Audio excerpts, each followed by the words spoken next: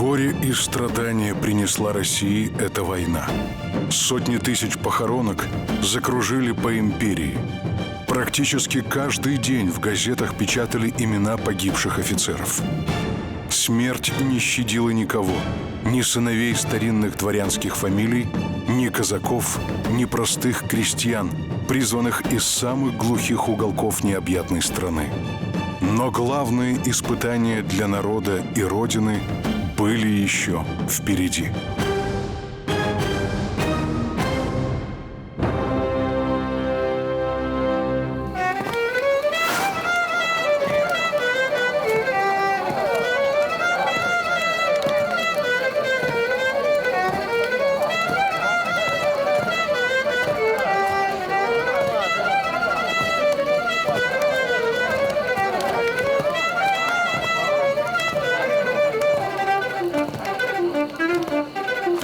Как же играть в эту игру, господин капитан Армус? Где тебе понять? Это, дружок, шахматы. Игра особенная. Здесь соображение нужно. Идем лучше на кухню. Помоги картошку чистить. Понятно. Не хотите рассказывать? Не надо. Что, получил по носу от тыловой интеллигенции? А, забудь. А в шахматы я тебя научу играть. Хорошо бы.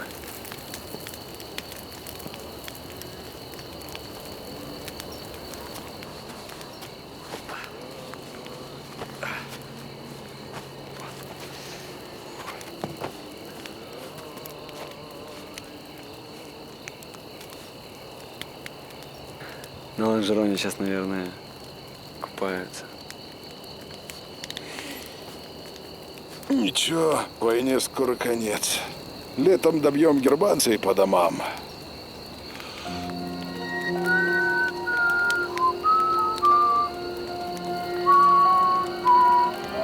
Знакомая мелодия такая. Что это? Темною тучей небо закрыто, тихо мчатся сада листы. Это вальс «Осенний сон». До войны его везде танцевали. Вальс «Осенний сон» «Autumn Dream» был написан английским композитором Арчибальдом Джойсом в 1908 году. Когда Джойс приехал с гастролями в Россию, вальс стал невероятно популярен и разошелся в граммофонных пластинках невиданными тогда миллионными тиражами. Было написано несколько вариантов русского текста. Авторство английского композитора вскоре забылось, а сам вальс пережил не один десяток лет и 2 войны. Его исполняли Лидия Русланова, Клавдия Шульженко, Петр Лещенко, Людмила Зыкина. Весной 1915 года ситуация на Восточном фронте складывалась для России настолько удачно, что многие были уверены в скорой победе и окончании войны. Наступление немцев на северо-западном направлении было остановлено. На юго-западном фронте после многомесячной осады взят австрийский Перемышль, одна из крупнейших крепостей в Европе. Российские войска в Карпатах перешли в наступление. Австрийское командование планировало обойти их с фланга и взять в окружение. Помешать этому маневру должен был 3-й конный корпус генерала Келлера.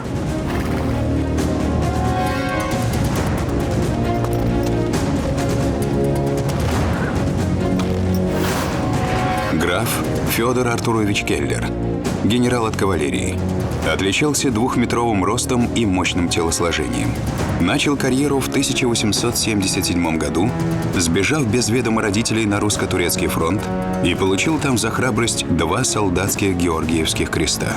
С 1906-го командир лейб-гвардии Драгунского полка. Его называли «первой шашкой России». Именно Келлер стал прототипом одного из героев романа Булгакова «Белая гвардия», полковника Найтурса, воплощение лучших качеств русского офицера. В марте 1915-го под командование Келлера, в дополнение к его закаленной в боях дивизии, прозванной «Бессмертной», были отданы еще 2. Новое формирование назвали Третьим кавалерийским корпусом и сразу отправили на передовую. Не было ни совместных учений, ни единого сработавшегося штаба корпуса. А ну, стой!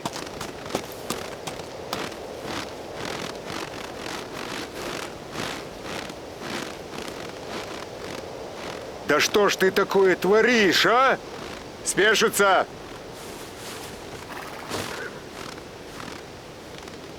Спину лошади сбил. Расседлать!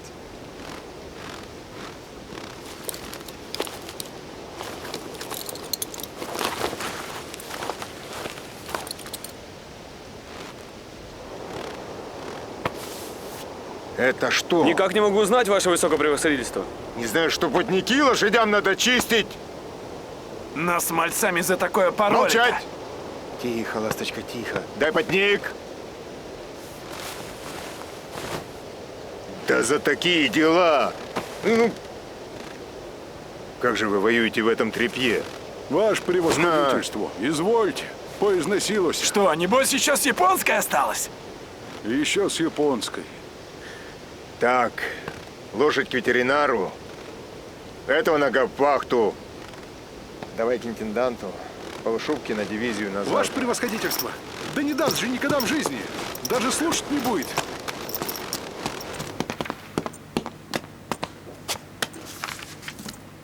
Федор Артурович, что случилось? Перчаточки испачкали. Полушубки на дивизию. На завтра. Федор Артурович, что вы? Завтра только будет расписание снабжения. Вот дня через 3 разве что. Но вряд ли. И потом, такого количества все равно дать не могу. Откуда? Откуда? Извольте. Из того оцепленного вагона. Вы меня понимаете? Что вы себе позволяете? Я не намерен! Я немедленно пошлю куда следует! В штаб фронта! В Ставку! Его императорскому! Валяйте! Валяйте. А только если завтра у меня не будет этих полушубков, я вам пошлю вот это. Оформляй. Честь имею.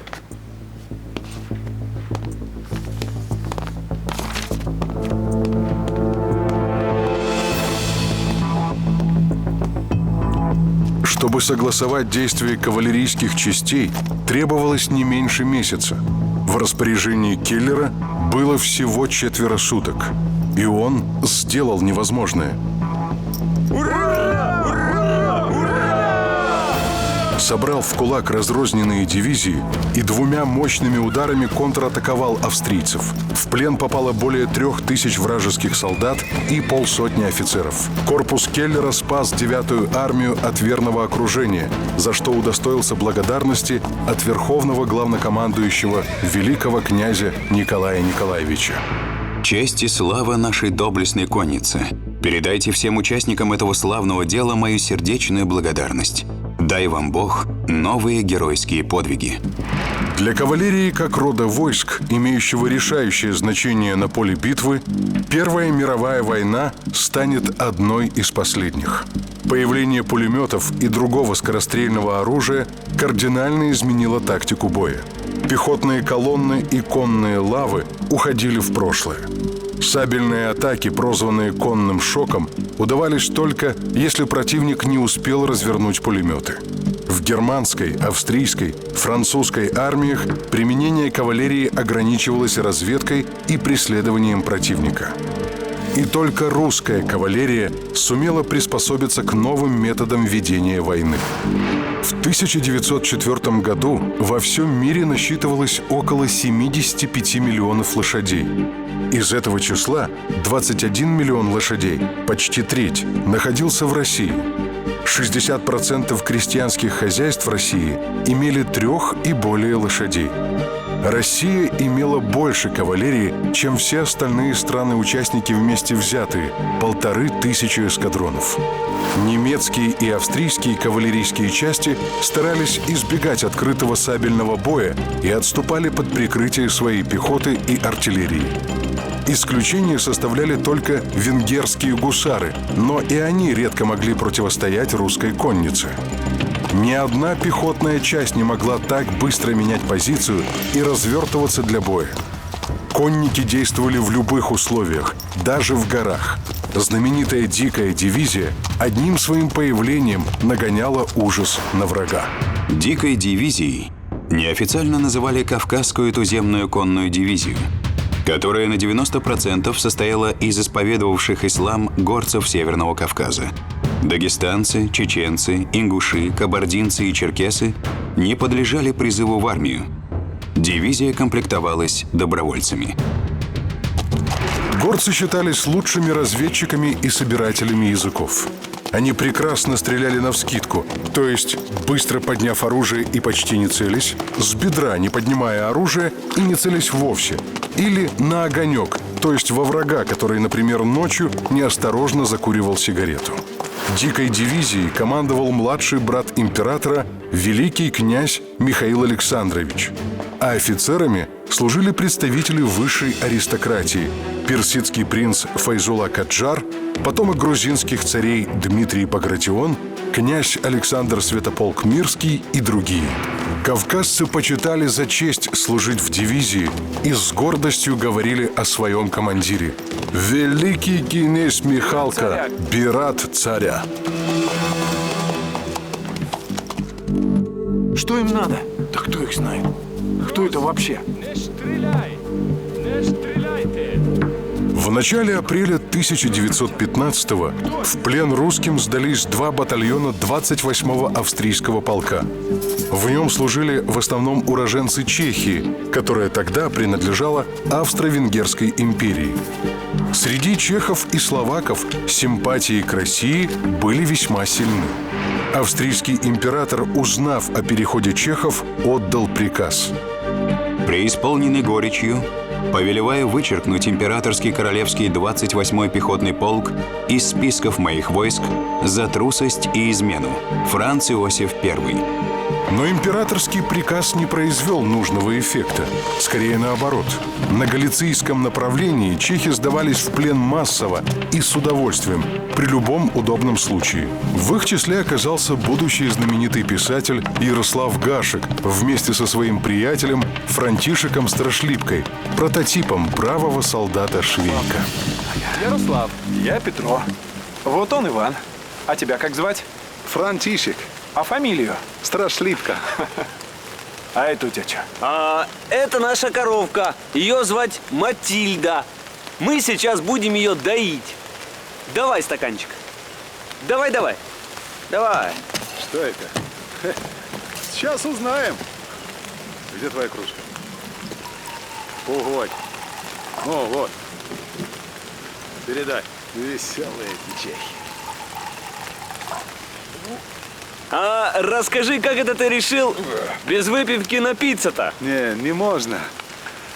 Да ладно, все можно. Он взял, как это, для теста. Дрожжи.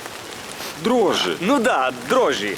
Наелся порядочно, напился водички, прилег пузом на теплую батарею.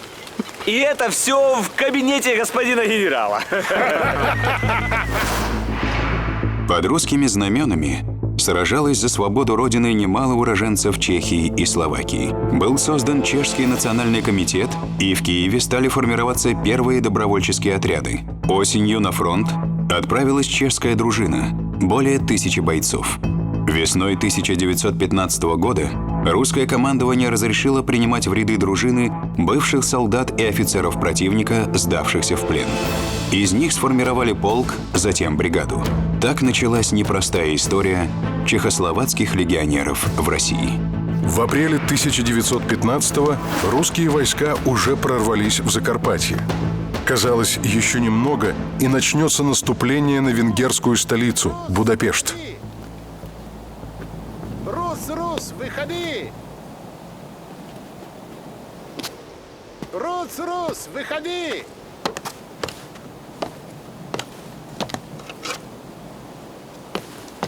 Не, ну ты подумай. Душу всю вынул. Может, пальнуть, а? Я тебе пальну. Сказано же, патроны беречь нужно. Может, кинуть чем? А ты вон сапогом кинь. Аль не докинешь. А я в чем ходить буду? Новых-то не дождешься. Ни сапог, ни хлебушка, ни патронов. Как воевать-то будем, господин унтер-офицер? Поговори мне тут. Как прикажут, так и будем воевать. Весной 1915 года выяснилось, что российский генштаб неверно рассчитал необходимое количество боеприпасов. Русская армия оказалась в состоянии снарядного, винтовочного и патронного голода. Изначально предполагалось, что война будет короткая, затяжных боев никто не ожидал. Недостаток боевого снабжения вообще стал проблемой для всех стран-участниц. Никто не рассчитывал на втягивание в изнурительную позиционную войну. Ожидать улучшения в области снабжения едва ли можно ранее осени сего года. Подкреплений ждать не следует. Вы должны полагаться на наличные силы. Телеграмма из штаба фронта. Наличные силы. На орудии у нас не больше 200 выстрелов. Артиллеристы трясутся над каждым зарядом. Вам следует предпринять самые решительные действия для разгрома врага.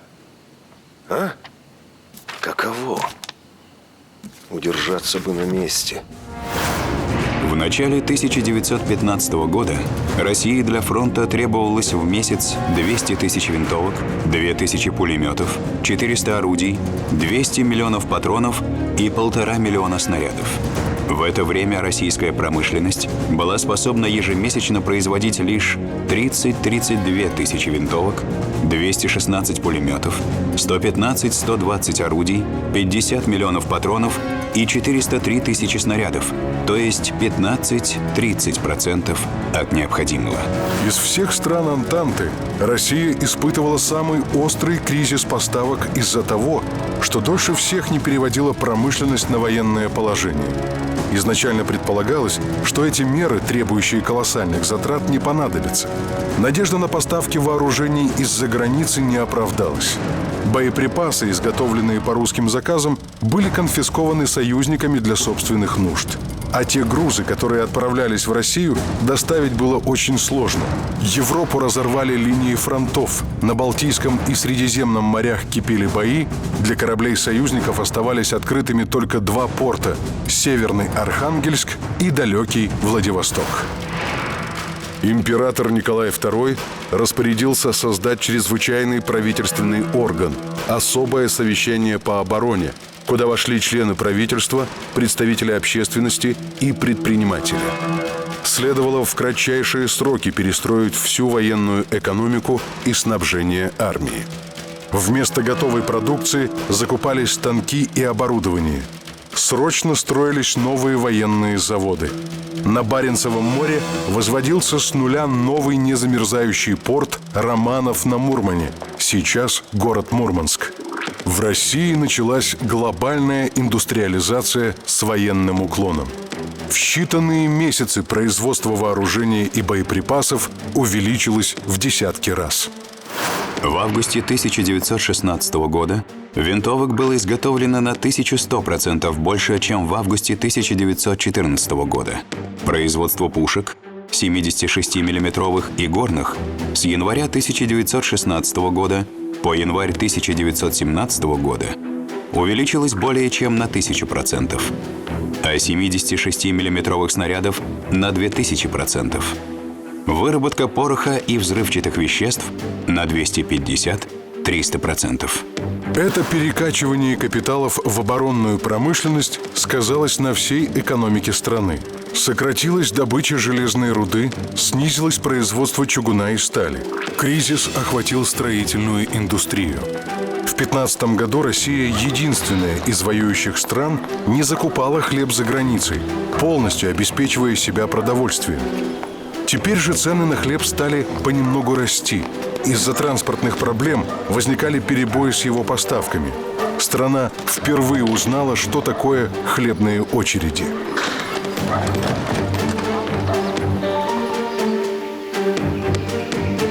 С началом войны в империи был введен сухой закон. Это привело к бурному развитию самогоноварения в деревне и к массовому употреблению политуры и прочих суррогатов в городе. Крестьяне и рабочие стремительно спивались. Вопреки сложившемуся мифу о России как о пьющей стране, до революции Российская империя была самым трезвым государством Европы. Меньше пила только Норвегия. Примечательно, что в течение 3 столетий, с 17 до начала 20 века, Россия стояла на предпоследнем месте в мире по потреблению алкоголя на душу населения. В легкой промышленности упал объем производства, сократился ассортимент продукции, снизилось качество товаров.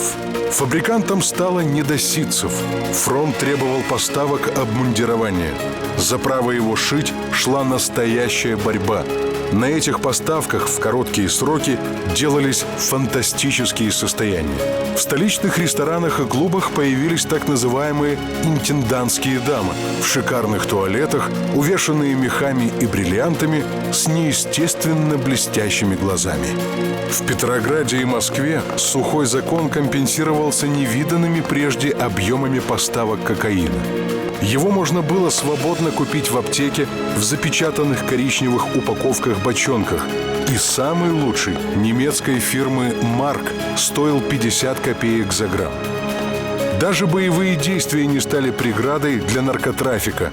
Контрабандный кокаин исправно поступал в столицу Российской империи. Перевод экономики на военные рельсы при всех усилиях требовал времени. Но этого времени у России не было. Германское командование решило воспользоваться ситуацией, чтобы избавиться от Восточного фронта, мощным и решительным ударом вывести Россию из войны. Ваше превосходительство, противостоящие нам германские войска усиливаются. К ним поступает... В апреле 1915 года командующий Третьей русской армией генерал Радко Дмитриев сообщал: противостоящие ему германские войска усиливаются. К ним поступают пополнения. Непрерывно подвозится тяжелая артиллерия. У городка Горлицы явно готовится прорыв. Радко Дмитриев просил Ставку разрешить отход и перегруппировку. Радко Дмитриев. Выдающийся болгарский военачальник, герой освободительных войн с турками, убежденный сторонник союза с Россией. В 1914-м болгарский посланник в Санкт-Петербурге. С началом Первой мировой войны, уникальный случай в истории, сложил в себя обязанности дипломата и поступил на службу в русскую армию. С сентября 1914 года командовал Третьей армией. Радко Дмитриева успокаивали. Наступление маловероятно. Но командарм имел все основания для тревоги. С бездействующего французского фронта на его участок немцы перебросили целую армию. В живой силе превосходство немцев было 3-кратным, в артиллерии – 5-кратным. Вечером 1 мая началась вражеская артподготовка, которая длилась 13 часов.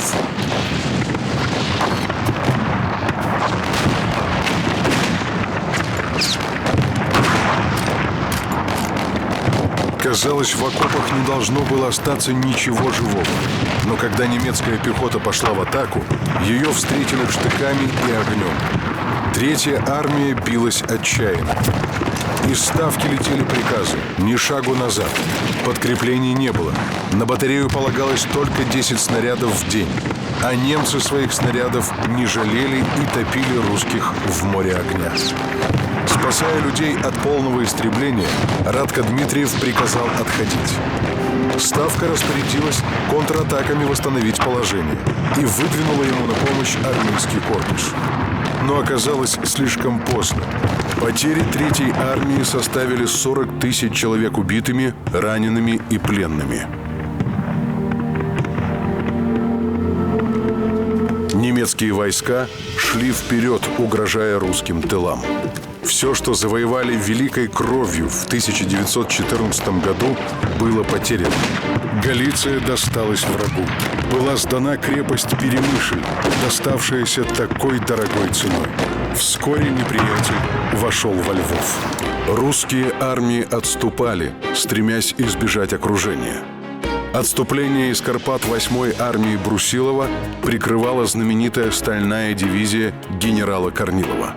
Именно она спасла Третью армию от полного разгрома, но сама оказалась в окружении. Корнилов понимал, что помощи ждать неоткуда. Приказываю идти на прорыв! Прикрывать будет батальон Рымникского полка! Его в бой поведу лично я! И помните, наши полки названы в честь славных суворовских побед! Замарать эти имена у нас нет права! Значит, знамена нужно спасти любой ценой! Пока целы знамена, жива стальная дивизия! На плечо! Направо! Шагом марш!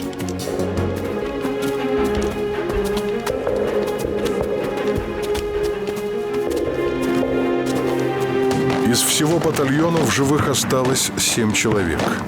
После штыкового боя дважды раненый генерал Корнилов попал в австрийский плен. Остальные спустя 4 суток вышли к своим. Под спасенными знаменами стальная дивизия будет сформирована заново. Генерал Корнилов сумеет бежать из плена и уже в Петрограде узнает, что награжден орденом Святого Георгия 3-й степени. Одновременно с наступлением в Карпатах германские войска начали наступление в Польше, стремясь вывести Россию из войны во что бы то ни стало. Здесь, в польских лесах, они решили применить самое страшное оружие той войны. В конце апреля на участке фронта под Балимовым наступило странное затишье. Немцы почти не стреляли и не пытались идти на прорыв. Никто не мог понять, чего ждут немцы. А немцы ждали подходящей погоды, в буквальном смысле. Нужен был ветер в сторону русских позиций. Готовилась газовая атака. Ранним утром 2 мая на участке фронта протяженностью в 12 километров немцы выпустили 264 тонны хлора.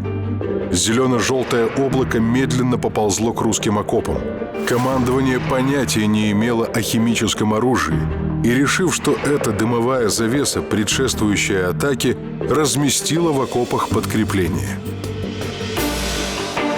За час из строя выбыли 8000 человек. Из них более 1000 умерли на месте. Но фронт не дрогнул. Не понимая, что происходит, захлебываясь хлором, русские солдаты все же не оставили позиций. Те, кто выжил после химической атаки, отбили наступление врага. Российская общественность, узнав об этой трагедии, пришла в негодование. Начался экстренный поиск средств защиты от страшного оружия. Первым спасением от химического оружия стала маска из марли на тесемках. К январю 1916 года профессор-химик Зелинский и инженер-технолог Кумант создали противогаз. Фильтр Зелинского, жестяная коробка со слоями активированного древесного угля и марли, через патрубок соединялся с резиновым шлемом Куманта. Противогаз Зелинского-Куманта поставлялся на фронт миллионными партиями, что позволило во много раз снизить потери от отравляющих веществ. Не добившись успеха с помощью химического оружия, немцы вернулись к прежней тактике – массированный обстрел и атаки, атаки, атаки. День за днем, без перерывов. Сюда! Сюда беги! Давай сюда, быстрее! Давай, давай, давай, давай! Давай, родной!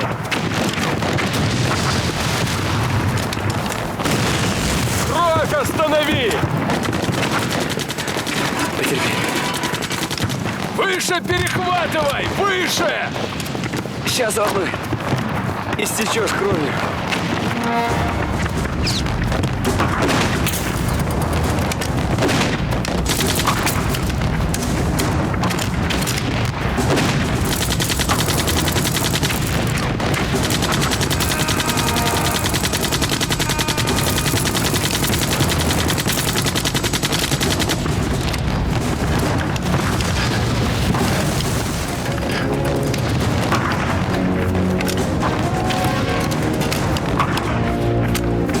Давай.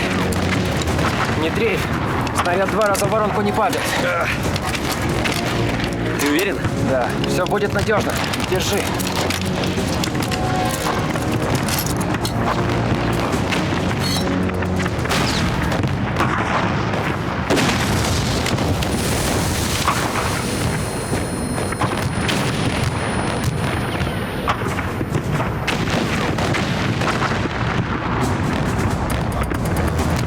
Петя! Петя! Петя, ты чего? Петя, не вздумай! Петя! Петя! Петя, пожалуйста!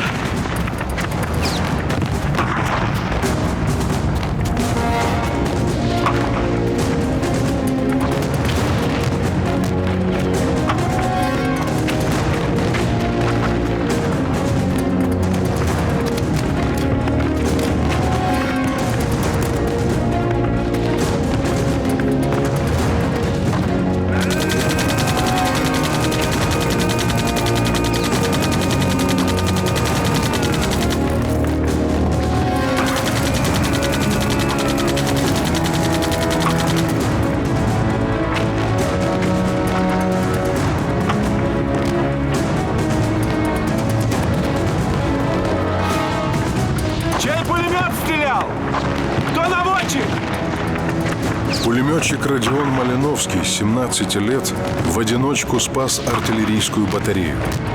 За этот подвиг он получил Георгиевский крест 4-й степени и звание ефрейтора. Но радости не было. Только бесконечная усталость и отчаяние.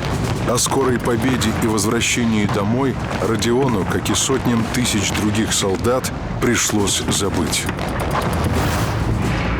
В разгар боев пришло сенсационное известие из Европы. Войну Австро-Венгрии и Германии объявила Италия. Итальянцы решились выступить против бывших партнеров по Тройственному союзу. Итальянским солдатам предстоит воскресить славу римских легионеров. Мы должны отомстить Австрии за вековые обиды. Покажем всему миру, что итальянцы не сделаны из соломы. Так писал популярный политический журналист. Он сам отправился на фронт, потому что не боялся ответить за свои слова кровью и был уверен, что война приведет его к власти.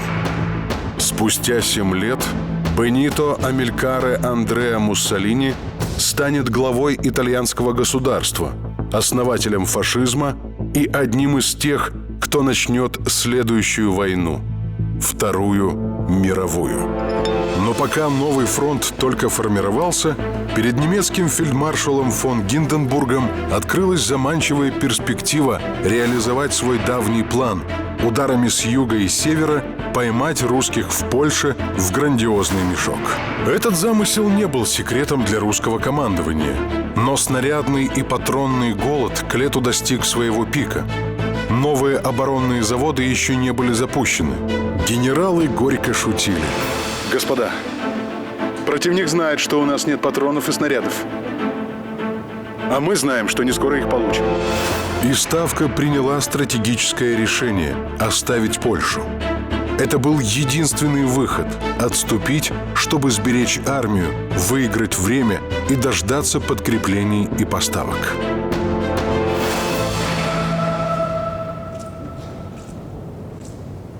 Вот уже полгода вы стойко выдерживаете нашу осаду. Мы восхищены вашим мужеством, но всему есть предел. Вы даже не представляете, какая сила обрушится на вас. Возьмите 500 000 марок. Это не подкуп. Это всего лишь плата за снаряды, которые мы потратим на захват крепости. Германия заинтересована, чтобы сохранить их. Если вы откажетесь, мы вам говорим, что через 48 часов Осовец прекратит существование.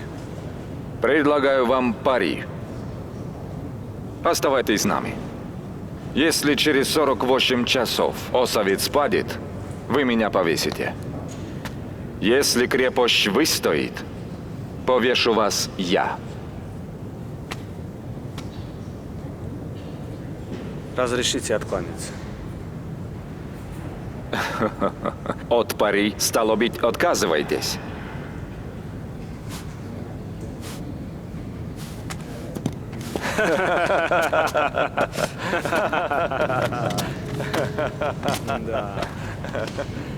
Мы еще посмотрим. Николай Александрович Бржазовский, генерал-лейтенант. Участник войны за освобождение Болгарии и русско-японской войны. С апреля 1915-го комендант крепости Осовец. Награжден орденом Святого Георгия 4-й степени и Георгиевским оружием. В укрытие! В укрытие! Быстро, быстро! 6 августа 1915 года в 4 часа утра немцы открыли по крепости артиллерийский огонь и одновременно применили против защитников крепости отравляющий газ.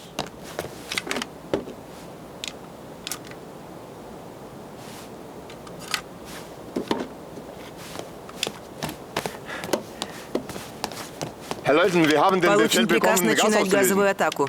Выполняйте. Так точно. Старший команд. Увести людей. Приготовиться к пуску газа. Надеть противогазовые маски.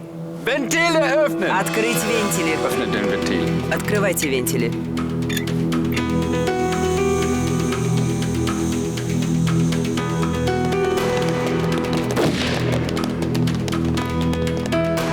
Считая, что гарнизон мертв, немецкие части перешли в наступление.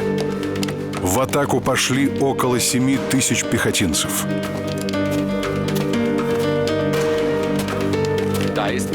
Там никого не осталось в живых. Все русские мертвы. Навстречу им поднялись оставшиеся защитники первой линии, чуть больше 60 человек. Неожиданная атака и вид атакующих повергли немцев в ужас. Несколько десятков полуживых русских бойцов обратили их в бегство. Позже участники событий с немецкой стороны и журналисты окрестили эту контратаку атакой мертвецов. Врагу так и не удалось взять Осовец.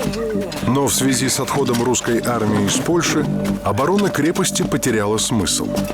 Орудия и ценное имущество вывезли, укрепления взорвали.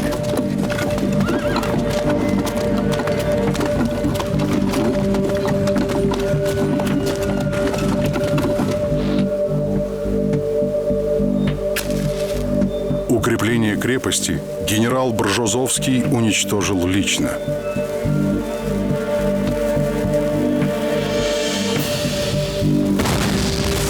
Когда спустя 9 лет Осовец вошел в состав польского государства, солдаты проводили на территории крепости раскопки. Ходили слухи, что взрывом был засыпан склад с продовольствием. Поляки проникли в подвалы, но внезапно из темноты раздался возглас. Стой, кто идет! Что то е? Это был русский солдат, поставленный охранять склад и забытый по какой-то причине в подвалах крепости. Он 9 лет не покидал своего поста. Питался он консервами.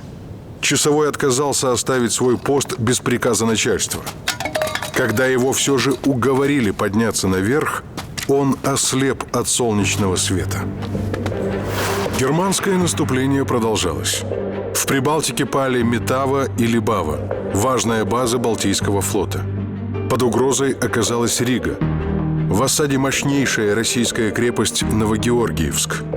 Благодаря тому, что крепость оттянула на себя значительные силы противника, окружить русскую армию в Польше немцы не смогли. но сама крепость продержалась всего неделю. В этот же день пала крепость Ковна.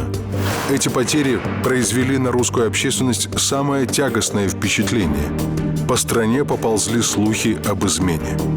Каждое утро в газетах появлялись названия все новых оставленных городов: Варшава, Вильна, Гродно, Брест. В сентябре немцы прорвали фронт и вошли в Белоруссию, угрожая Полоцку и Минску. Ситуация была катастрофической.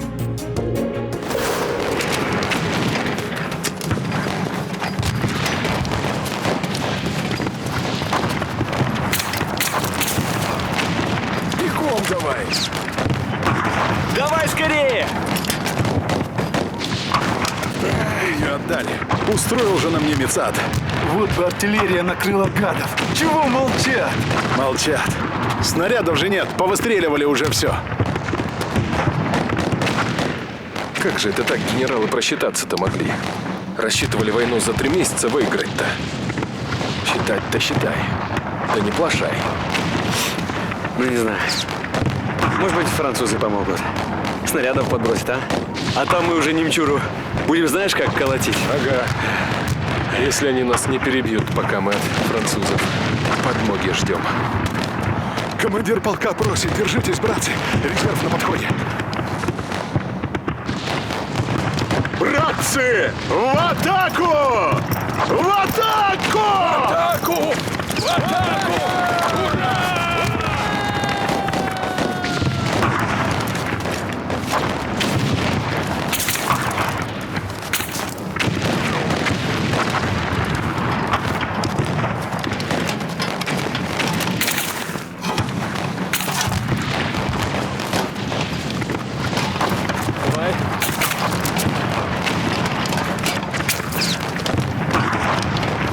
Патроны держи!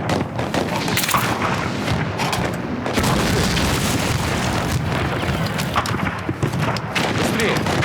Давай, тащи! Быстрее! Заряжай! Так, скорее, аккуратно, чтобы не заклинило.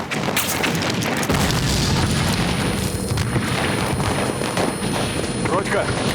Родька! Родька! Родька! Родька! Родьку убили!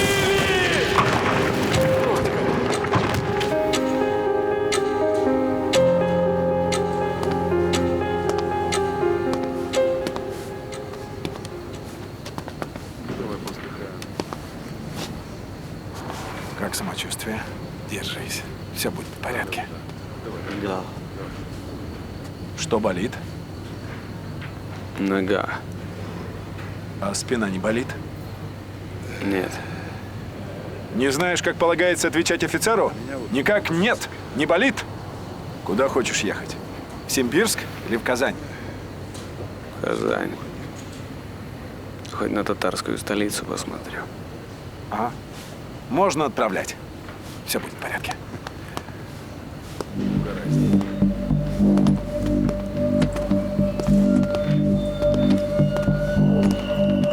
Так, аккуратнее. Красный Крест, международная добровольная организация по оказанию помощи раненым, была основана в 1863 году в Швейцарии. Поэтому ее эмблемой стала инверсия швейцарского флага. Вместо белого креста в красном поле – Красный Крест. Общества Красного Креста были учреждены во всех европейских странах, и российское в числе первых.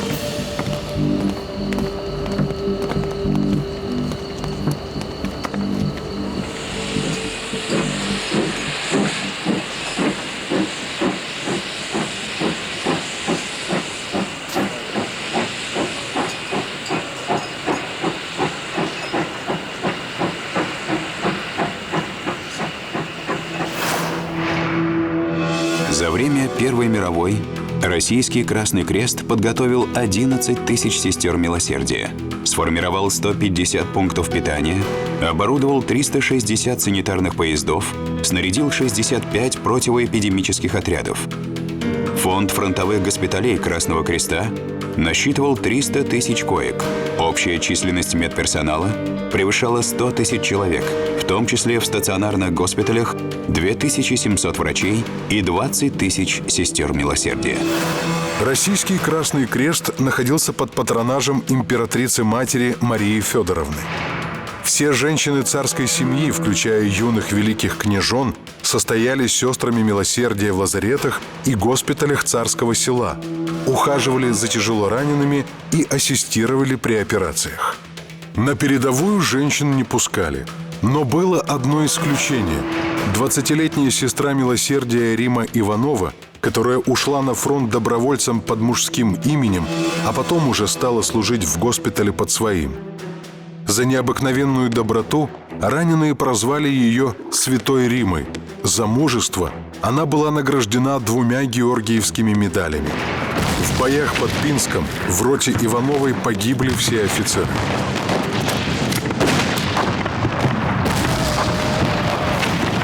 В атаку! Ротного убила! Рота стала отступать, и Рима, закончив перевязывать раненого, повела солдат в атаку. Быстрее, быстрее, быстрее! Пошел, пошел! Вернитесь! Вернитесь назад! В атаку! В атаку!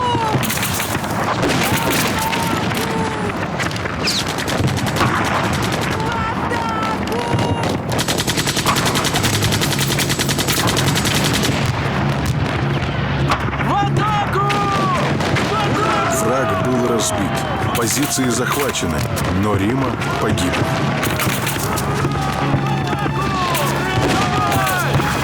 Германский Красный Крест выразил протест. В связи с конвенцией о нейтралитете медперсонала сестрам милосердия не подобает на поле боя совершать подвиги. Но Николай II личным указом посмертно наградил Риму Иванову орденом Святого Георгия 4-й степени. Она стала единственной в русской истории женщиной георгиевским кавалером. Несмотря на тяжелые неудачи, русские войска ушли из-под удара и сохранили боеспособность. План Гинденбурга не удался. Русские вырвались из клещей, вынужден был признать он. Но отступление на восток, прозванное Великим, продолжалось. Из воспоминаний генерала Антона Ивановича Деникина. Весна 1915 года останется у меня навсегда в памяти. Великая трагедия русской армии. Ни патронов, ни снарядов. Изо дня в день кровавые бои. Изо дня в день тяжкие переходы. Бесконечная усталость. Физическая и моральная. То робкие надежды, то беспросветная жуть. Страна оказалась на грани военной катастрофы. Необходимы были радикальные меры. И тогда, чтобы поднять боевой дух армии, император Николай II решил сам стать главнокомандующим вместо великого князя Николая Николаевича. Это был крайне рискованный шаг.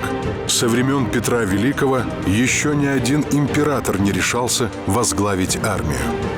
Многие в правительстве и в окружении государя считали это решение опрометчивым. Только императрица Александра Федоровна поддержала мужа. Остальные члены дома Романовых во главе с императрицей-матерью Марией Федоровной были категорически против. 23 августа 1915 года император Николай II принял на себя пост верховного главнокомандующего. Великий князь Николай Николаевич отправился командовать Кавказским фронтом. Ваше Величество, мы рады приветствовать вас в Ставке. Начальником штаба Ставки стал генерал Алексеев. Михаил Васильевич Алексеев, генерал от инфантерии. За боевые отличия в русско-японской войне награжден Георгиевским оружием.